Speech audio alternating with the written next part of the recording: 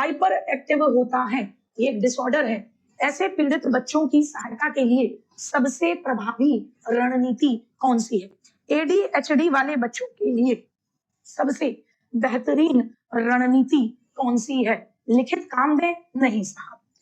Chunking. Chunking का मतलब क्या है कि काम को छोटे छोटे भागों में बांटना और हर कार्य के कंप्लीशन के बाद, हर कार्य के कंप्लीशन का मतलब हर कार्य को कंप्लीट होने के बाद, हर एक कार्य के कंप्लीशन के बाद, हर काम के कंप्लीट होने के बाद क्या करना है? हर काम के कंप्लीट होने के बाद गैप, रेस्ट देना है। क्या करना है गुड्डा? गैप देना है, रेस्ट देना। क्या करना है? गैप दीजिए, रेस्ट दीजिए। आगे बढ़े। भारत में आरपीडब्ल्यूडी एक्ट 2016 किस तिथि से पूर्ण रूप से प्रभावी हुआ? आरपीडब्ल्यूडी एक्ट 2016 किस डेट से पूरे भारत में लागू होता है? पूरे भारत में लागू होता है। ये क्यों महत्वपूर्ण है? जून का महीना ही चल रहा है, आज 17 जून है, ये हुआ था 15 जून 2017 में। क्या कहोगे? याद रखना, आरपीडब्ल्यूडी एक्ट 2016 जिसमें कहा गया, क्या कहा गया बेटा जी? जिसमें दिव्यांगता 7 से बढ़ाकर क्या कर दी गई? 21। दिव्यांगता कितनी कर दी गई? 21 प्रकार की दिव्यांगता कर दी गई, 21 प्रकार की दिव्यांगता शामिल कर दी गई। जॉब में रिजर्वेशन जो था ऐसे लोगों को जिनके अंदर दिव्यांगता का कितना परसेंट है? 40% दिव्यांगता है, चाहे एसिड अटैक की, चाहे ड्वार्फिज्म बौनेपन की, चाहे आपके सिकल सेल की, किसी की भी। तो जॉब में रिजर्वेशन 3% से बढ़ाकर क्या कर दिया गया? 4% कर दिया। क्या कर दिया? 4% कर दिया। 15 जून 2017। ये आपको इसलिए भी याद रहेगा क्योंकि ये जून ही चल रहा है। ठीक, आगे बढ़े। समावेशी शिक्षा का, ठीक है ना, समावेशी शिक्षा का, ठीक है ना, आ जाए समावेशी शिक्षा का बेटा संग्रह सीरीज कैसे मिल जाएगी? अरे मेरी औलाद, संग्रह सीरीज कैसे मिलेगी? कब से शुरू? लब्धि यानी ईक्यू अपनी आयु के सामान्य स्तर से कम हो, जिनकी ईक्यू अपनी आयु के सामान्य स्तर से कम हो। किसने कहा है? जल्दी बताएंगे, जल्दी से बताएंगे। शैक्षिक लब्धि अपनी आयु के सामान्य स्तर से कम हो। बहुत बढ़िया। जनरली हमारा जवाब सिरिल बर्ट होता है, लेकिन आप गड़बड़ी कर रही हो। आज बहुत ध्यान से एक चीज समझना, सिरिल बर्ट कहते हैं कि जिस बच्चे का ईक्यू 85 से कम है वो पिछड़ा बच्चा है। जिस बच्चे का ईक्यू 85 से कम वो पिछड़ा बच्चा। तो जब ये बात आए तो लगाना, क्या लगाओगे? Cyril Burt. लेकिन जब ये आए कि पिछड़ा बच्चा वो है जिसकी ईक्यू अपने सामान्य स्तर से कम है, तो वो कौन है? शोनल। कौन है? शोनल है कि सामान्य स्तर से कम है। हालांकि पिछड़े बच्चे की संकल्पना सबसे अच्छी तौर पर किसने दी? आप कहेंगे सिरिल बर्ट, लेकिन मेरे भाई सिरिल बर्ट ने पिछड़े बच्चे को डिफाइन करने के लिए एक प्रॉपर परिभाषा दी कि जिस बच्चे की ईक्यू का मतलब क्या है? एजुकेशनल, शैक्षिक लब्धि। जिस बच्चे की शैक्षिक लब्धि ईक्यू कितनी हो? 85 से कम हो, वो बच्चा पिछड़ा बच्चा है। अगर ये पूछा जाए तो जवाब सिरिल बर्ट होगा। जैसे क्रो एंड क्रो ने कहा है कि मानसिक रूप से मंद बच्चा वो जिसकी आईक्यू 70 से कम हो। याद आ रहा होगा, क्रो एंड क्रो कहते हैं कि जिस बच्चे की आईक्यू 70 से कम है वो बच्चा पिछड़ा बच्चा है। सिरिल बर्ट मानसिक रूप से मंद बच्चा है। सिरिल बर्ट कहते हैं कि जिस बच्चे की ईक्यू 85 से कम है वो बच्चा पिछड़ा बच्चा है। शोनल कहते हैं कि जिस बच्चे की ईक्यू सामान्य से कम है वो बच्चा पिछड़ा बच्चा है। ईक्यू का सूत्र क्या है? मोस्ट इंपॉर्टेंट, ईक्यू का सूत्र है एजुकेशनल एज, यानी आप किस क्लास में पढ़ रहे हो, अपॉन में CA into 100। जैसे आईक्यू का फॉर्मूला आता है कि आप मानसिक आयु मेंटल एज अपॉन में CA यानी वास्तविक उम्र into 100 करते हो। ऐसे ही ईक्यू कि आप EA एजुकेशनल एज, आप किस क्लास में पढ़ रहे हो, अपॉन में आपकी शारीरिक उम्र into 100। मोस्ट इंपॉर्टेंट मुद्दा। आ जाए, ऑटिज्म से पीड़ित बच्चों में कौन सी समस्या सबसे कॉमन होती है? ऑटिस्टिक बच्चे में जिसको देखते ही आप पहचान लो कि ये बच्चा ऑटिज्म से क्या है? पीड़ित है, वो कौन सी होती है? ऑटिज्म से पीड़ित बच्चे की समस्या कौन सी होती है? ऑटिस्टिक बच्चे की कौन सी समस्या सबसे आम है? मोटर स्किल यानी एक जगह से दूसरी जगह पर, मोटर का मतलब एक जगह से दूसरी जगह पर मूव करना या अपने अंगों के संचालन में दिक्कत, इस बच्चे को तो हम डिस्प्रैक्सिया से पीड़ित बच्चा बोलते हैं। क्या डिस्प्रैक्सिया, काम नहीं कर पा रहा, प्रैक्सिया नहीं कर पा रहा, मूवमेंट कम है। सामाजिक संप्रेषण, बहुत बढ़िया, यानी ऑटिस्टिक बच्चे में क्या विशेषताएं हैं ऑटिस्टिक बच्चे की, तो आप कहेंगे कि विशेषताओं में पहली विशेषता है कि ये आई कांटेक्ट नहीं करता। ये बच्चा क्या नहीं कर पाता, आई कांटेक्ट नहीं कर पाता। ये बच्चा सामाजिक संप्रेषण, दूसरे बच्चों से बातचीत ढंग से नहीं कर पाता। ये बच्चा दूसरे बच्चों से बातचीत ढंग से नहीं कर पाता। ये बच्चा सामाजिक नहीं होता।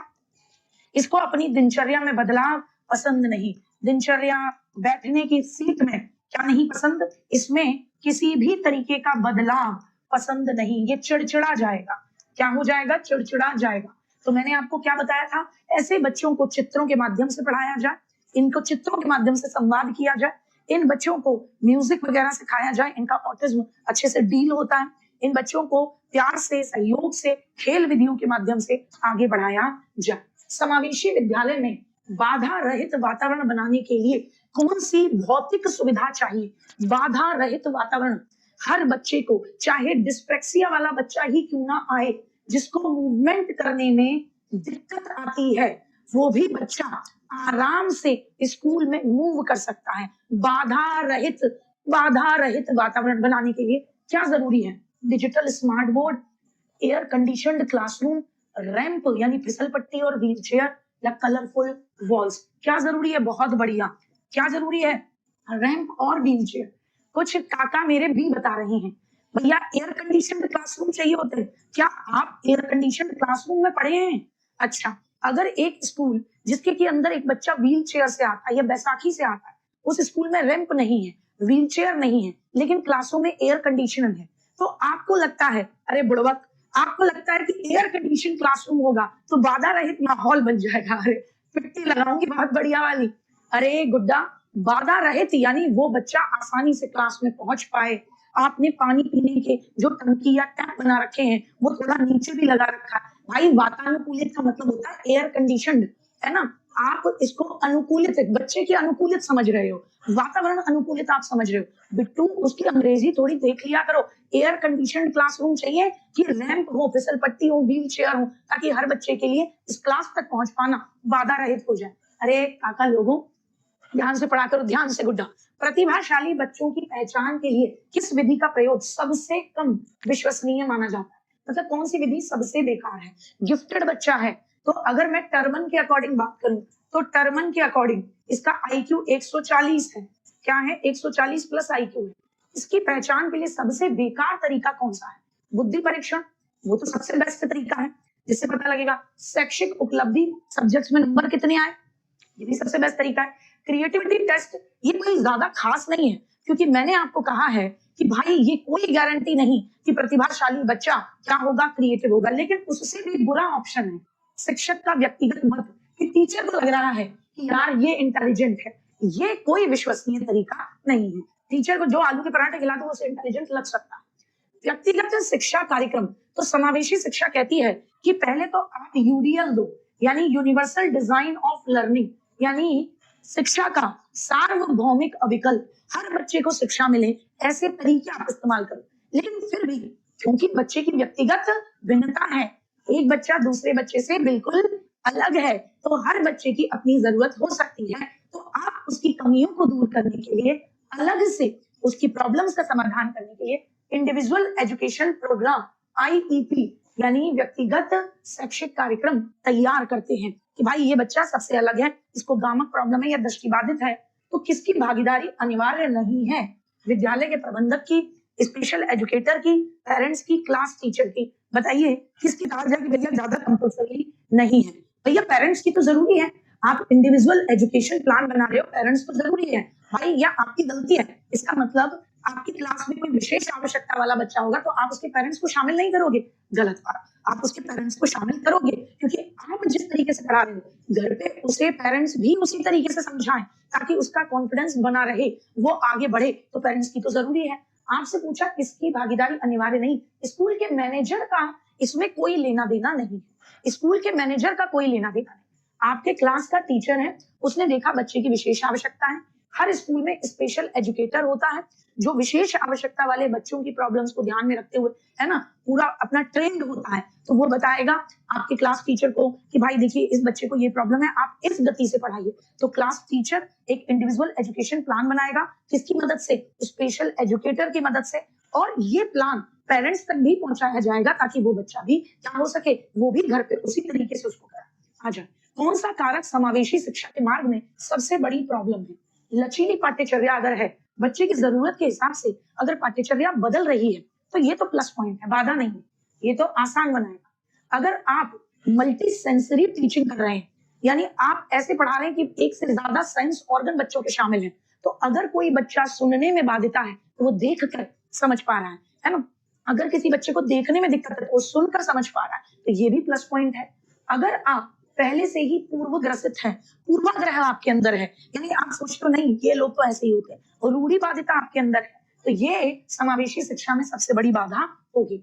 ब्रेल लिपि का आविष्कार लुइस ब्रेल ने किया था, है ना, किस वर्ष किया था? बाई चांस आपसे पूछ ले भैया किस वर्ष किया था, तो याद रखना 1824 में ब्रेल लिपि का क्या हुआ था भैया? आविष्कार हुआ था। क्या कहोगे? ब्रेल लिपि का आविष्कार हुआ था। ब्रेल लिपि में कितने डॉट्स होते हैं? तो याद रखना ये बहुत बार पूछा गया, 6 डॉट्स होते हैं, ठीक है ना, 6 डॉट्स होते हैं, 6 बिंदु होते हैं ब्रेल लिपि। कब? 1824 में किया। दिव्यांगजन अधिकार अधिनियम 2016, जिसे आप आरपीडब्ल्यूडी एक्ट 2016 कहते हो, और जो आपका दिव्यांग अधिनियम था 1995 का, उसमें पहले 7 तरीके की दिव्यांगता थी, वो बढ़ाकर कितनी दिव्यांगता कर दी गई? तो आपका जवाब होगा 21 दिव्यांगताएं कर दी गई।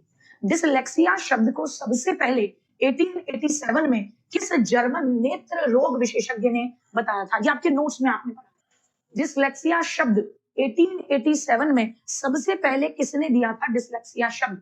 तो बताएंगे, जल्दी से बताएंगे। आप ऑप्शन भी देख के बता सकते हैं, अगर आपने रटा भी ना हो नोट्स को तो भी आप बता देंगे कि डिसलेक्सिया शब्द सबसे पहले किसने गढ़ा था। डिसलेक्सिया शब्द ही सबसे पहले किसने दिया? जैसे अगर मैं बात करूं तो मैंने आपको कई बार कहा है कि लर्निंग डिसेबिलिटी, अधिगम अक्षमता, ये शब्द सैमुअल क्रीक का है।